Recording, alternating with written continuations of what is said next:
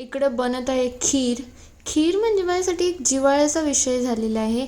Meanwhile बिरडा बनलेला आहे आपला आणि त्याच्याबरोबर भात. इकडे कपडे सगळे मी अरेंज करण्यासाठी ठेवले आहेत आणि हे सगळे इकडे म्हणजे सगळ्या घराभर प्रसार आहे माझ्या घरात खरा बोलला तर. कारण की मी आवरावरती आहे.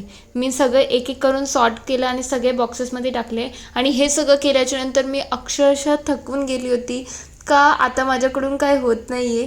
निर्लज्जासारखी पडलेली मी, काही एवढा पसारा घालून पण कसं आपण हे करू शकतो.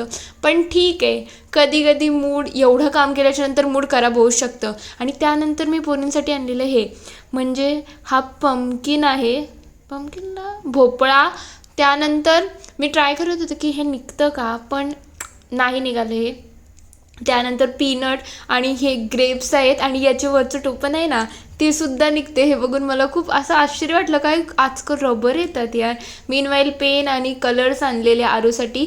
तिला थोडीशी इच्छा आहे पेंटिंग करायची, त्याच्यामुळे हे आणून ठेवलेलं. मीनवाईल इकडे बघा, यांचं नुसता डोक्याला ताप दिली माझं या कबुतरावी. का डोकं खातं काय माहिती, 10 वेळा त्यांना हाकलायला लागतं. माझ्या तर डोक्याच्या वर्षा गेल्या ना, एकदा दोनदा माझ्या